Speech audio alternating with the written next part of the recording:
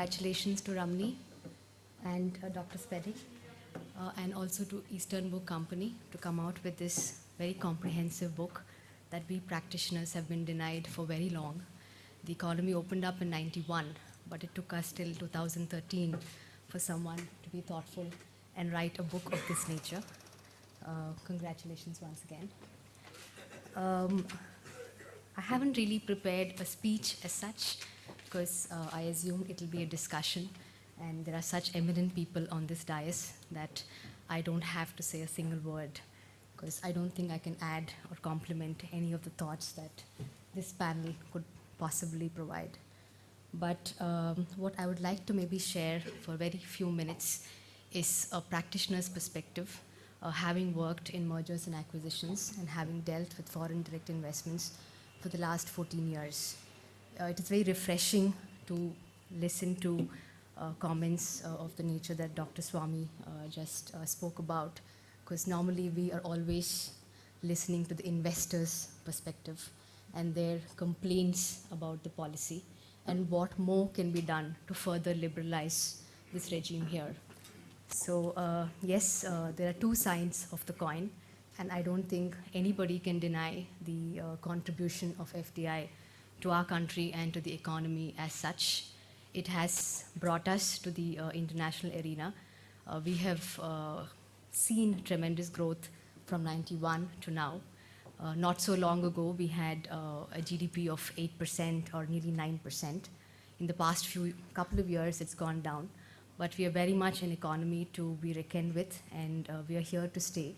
And this success story is, to a large extent, thanks to the people who liberalize the economy gradually, and maybe in keeping with the constitutional framework that we have, which is not purely capitalist and not fully socialist. So I suppose the biggest, we've almost done with phase one, where we've seen rapid growth in the economy, especially in the urban areas, not so much in the rural areas. And now we're kind of in that flat phase where we are lagging around 5% GDP. And in my personal view, this is the more challenging phase, where after having seen so much growth and grapple with growth and come up with so many knee-jerk policies, a lot of yo-yo in decision-making, people who did not really know how to handle such kind of intensive growth in a very short span. Now is the time for our policymakers to move to the next phase of what was mentioned as inclusive development, sustainable development, and to bring about what Dr. Swami mentioned, a social tolerance to this kind of development. We need the development, but we should move in the right direction, where not only urban India gets developed, but also the rural India. And I think we do see a lot of efforts in this. Yes, the efforts could be better. Recently, we saw the Land Acquisition Act, the bill, which is being hotly debated. That's one step towards an inclusive growth. We are seeing more changes in the conditions that are imposed, whether, it's not like a carte blanche, a liberalization of foreign direct investment, the number of conditions that are attached, which are onerous and which are pro-society. We also saw the kind of judgments that have been passed in the pharma sector, which are again inclusive in nature. So I'm extremely, what I would say, optimistic on the way forward, and believe that the policymakers kind of know what they're doing in bringing about the next phase of growth, which hopefully will be sustainable and inclusive. It is just that we need a person who could have a long-term vision as far as this policy is concerned. And that's what we practitioners hope, because when we advise investors, whether it is the Indian industry or whether it is the foreigners who come into India, what we today lack is the certainty and the predictability of the laws. Hopefully in the future there would be more, a better vision as far as this policy is concerned, which will reduce the uncertainties that we face. Thank you so much for giving me this opportunity to share my thoughts, and congratulations to the team again. And I especially look forward to read the chapter on FDI, globalization and women. I am very eager to read that. That seems very interesting. Thank you. Again for giving me this opportunity, and congratulations to you on this book. I think Akhila has said almost everything which I was planning to say, including the two things that I have also not prepared a speech, and secondly that this was something which was really missing in our practice, and we've been practicing for quite a few years, but this is the first time finally we can have something on FDI in our libraries, and I'm sure our other colleagues would also look forward to referring to this book. So thank you so much. I'll just take a few minutes, not really to discuss the merits or demerits of FDI. I think, as Akhila said, there are always two sides to the story. And as Mr. Swami articulated, there is definitely an Indian side of things as to how FDI is not always works in a bilateral way. So that debate can go on, and ultimately we leave it to our policymakers to decide how and in what manner FDI should be permitted. I'll spend a couple of minutes just on discussing when FDI is permitted, how that implementation and how the policymakers can make life simpler for both the investors as well as the people receiving that investment and us practitioners on implementing that policy. And there I think there is still a lot of work to be done. We have a multiplicity of regulators who are regulating FDI. We have the Department of Finance, we have, the Department of Industrial Policy, we have the Ministry of Finance, we have the RBI, and then we have sector regulators like the IRDA for insurance and SEBI for securities law, etc. So this causes a lot of confusion where you suddenly have the RBI saying one thing on a particular issue and the ministry saying exactly the opposite thing on another issue. And both the investors and the companies are stuck in between, not knowing which way to go. In terms of some of the policies which have come up in the recent times, for example, a couple of years ago they came out with the policy of downstream investments. And suddenly an Indian company which is incorporated in India, which is registered in India, is now deemed a foreign company for the purposes of foreign investment. And while at a very high level policy matter, this may sound logical that an Indian company which is a subsidiary of a foreign company should be treated as an alter ego of the foreign company. But it does result in certain follow-on effects which I'm not sure the policy makers have fully understood. And therefore there needs to be a far more inclusive approach when the policies are made. There has to be a discussion with the industry. And some of the impact, the negative impact of this policy is not really on the foreign investor. Actually, today, a number of domestic investors, Indian industry is the one which is suffering because of some of these policies. And you actually have some situations where the Indian promoter is worse off than a foreign investor because of some of these deeming fiction. I won't get into the technical details so late in the evening, but that's just having a more discussion approach to policy making and a better coordination with the regulators. The other point is when we look at FDI, it's not just about the law on the FDI which is really relevant.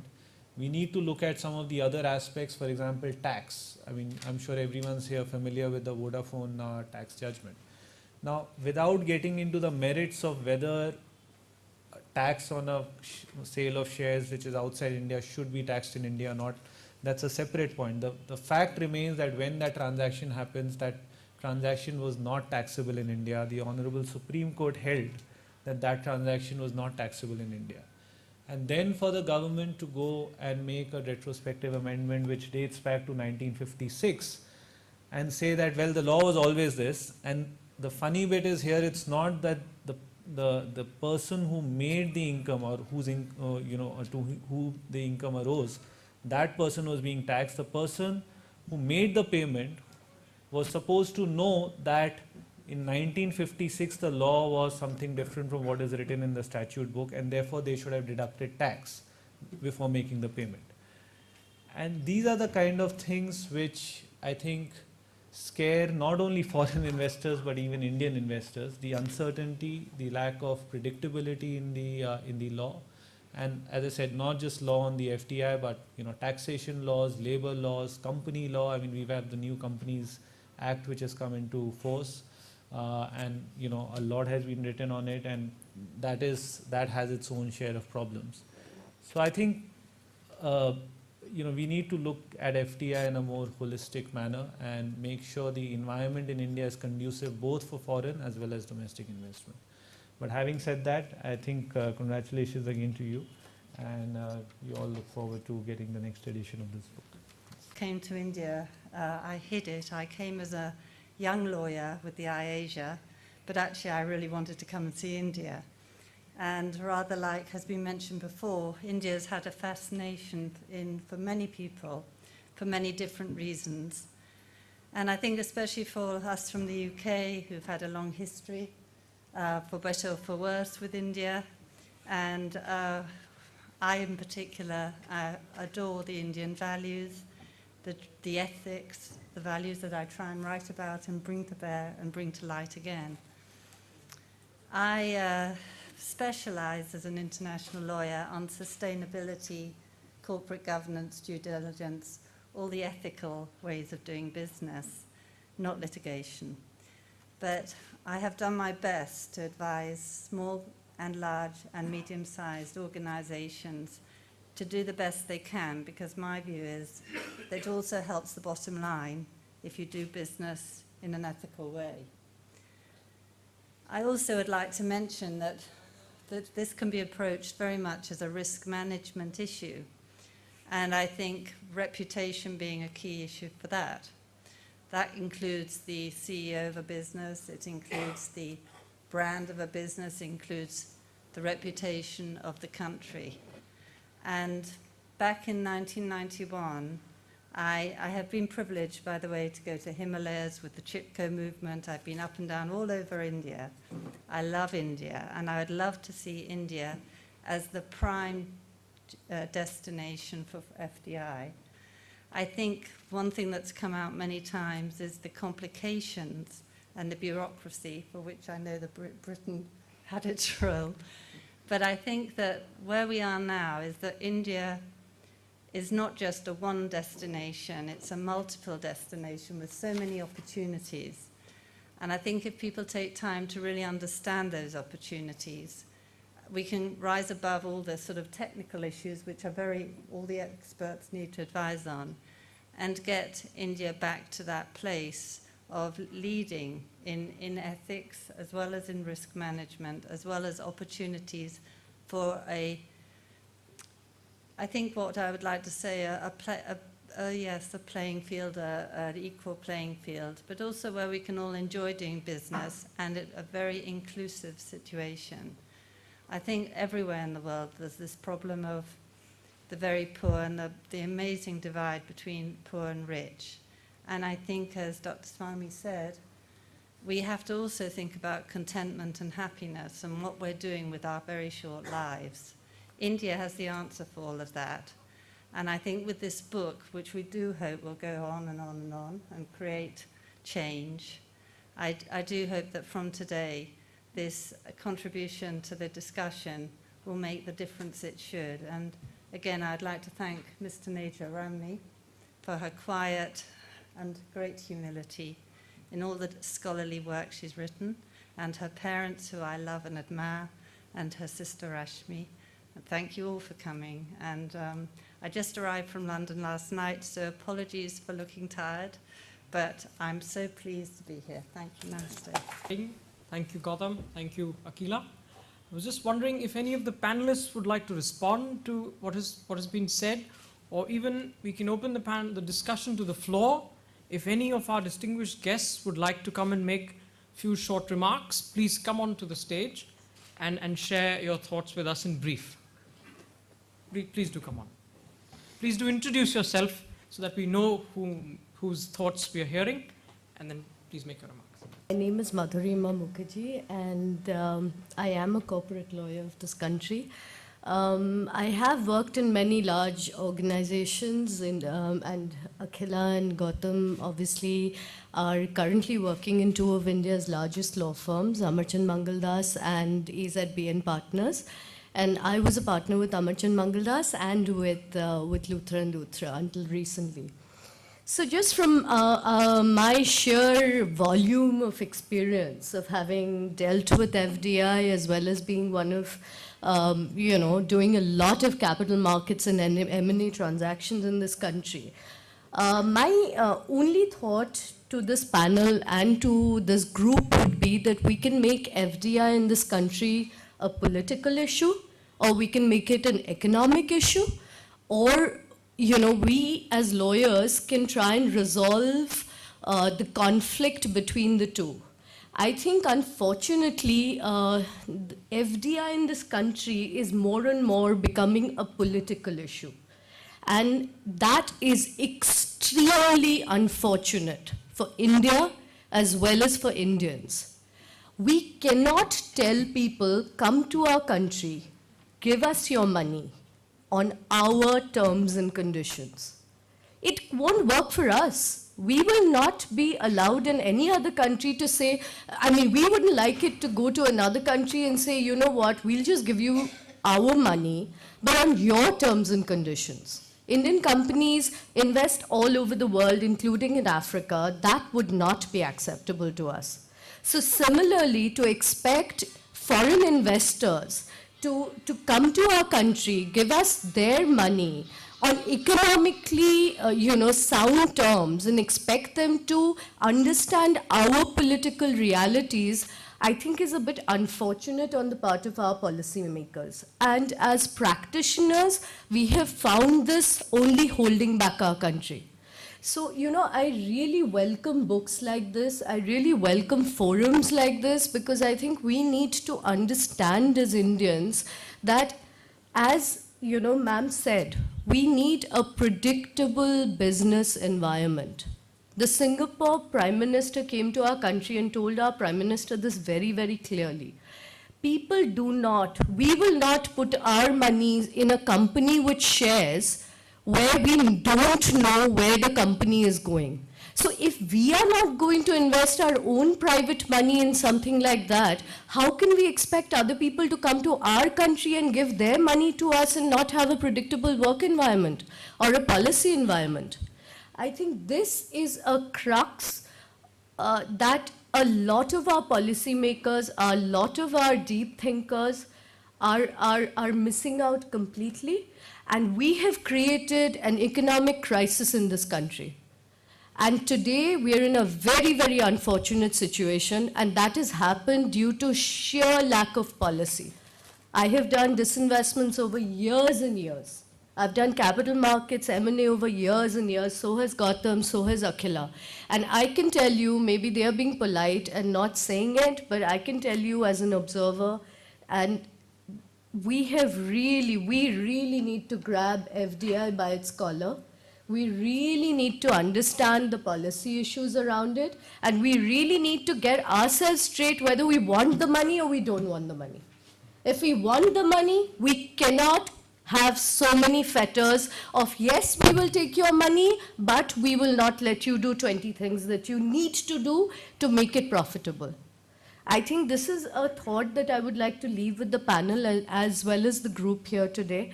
And obviously, we can take this discussion further. Thank you. From ours being a minority government for years and years, and we've never had a majority government for almost since ever we can remember. I was struck with the phrase which my friend at the end used. He says, making life simpler. I think it's very important, in economics or in law. I found this in legal reform also.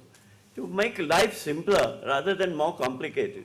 And we always want to make everything more and more and more and more complicated. The Reserve Bank of India governor does not agree with the finance minister. The finance minister does not agree with the finance secretary. Genuinely, they do not agree, not because of any political disaffiliation. Now, I just wanted to know that, do you think that that's a problem of governance, the politics in the country, or do you think that all the economists are only bluffing us, and they are the one-hand economists, on the one hand this and on the other hand this, as President Reagan used to call them? What do you say, Swami? on the young lawyer who just now from the podium said a few things.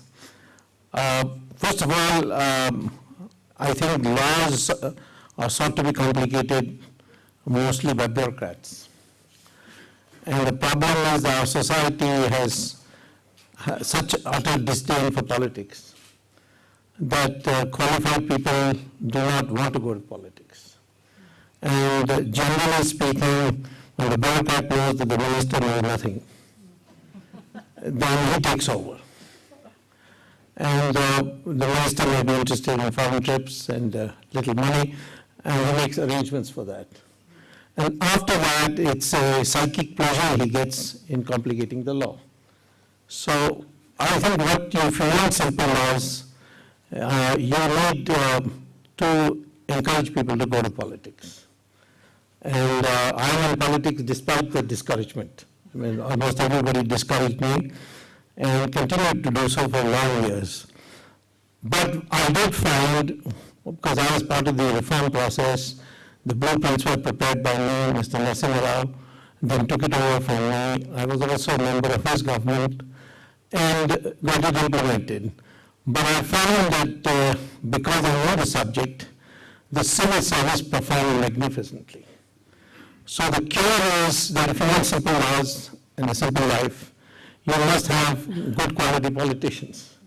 And for that, you have to create an atmosphere in the country that even if I don't go in politics, but I'll encourage somebody else to do it so. Now the question of wooing the foreign investor to come to India, which was mentioned by that young lawyer, I would say that when I'm dealing with, as a commerce minister, with the foreign investors, my personal knowledge of China, if there is a profit to be made, then I don't think that any foreign investor needs to be wooed. In China, they often humiliate foreign investors, but they come because they are short of a profit. Usually they look for how many years it will take for me to recover my money. And if it's 3 years or less, then no matter what the conditions are, they will accept to come. I would certainly say that we must be clear as to why we want money from abroad. I mean, there are things that we can do ourselves. They don't need for money from abroad. Even today, with all the liberalization, the percentage of our total investment accounted by foreign investment is only 3%. And the Indian strength is the household sector, which is giving most of the rate of savings, which goes into investment. And in my opinion, that household sector, which is essentially the middle class, they're the ones who have really suffered in the last 3-4 years, and it is there we have to be focused on. The foreigner will definitely like to come when there is a big market. India has already got a huge population, it's got a huge middle class. They're all thinking they have to come to India. And we have to make it clear to them that though you do things legally, you have no problem. There are some foreign investments which the Supreme Court has had to cancel. For example, the 2G, the licenses were cancelled. People said all kinds of things, but it was a gross illegality. I'm fighting today another couple of court cases on foreign airlines wanting to come in. No problem, they're coming in, but they're breaking the law, and we can't allow that. Somehow the impression must be made clear to foreigners that this is a country of laws and not who you know or how much you can bribe. If you get over that, I think you will have no problem in attracting foreign investment. And I thank all our panelists for having spared of their valuable time. I think we have all been very enlightened by the discussion we had on FDI. And I think it's rather a warm note to finish on, that we want this growth, we want this wealth, we want this opportunity to be shared in a fair and equitable way. Thank you, ladies and gentlemen.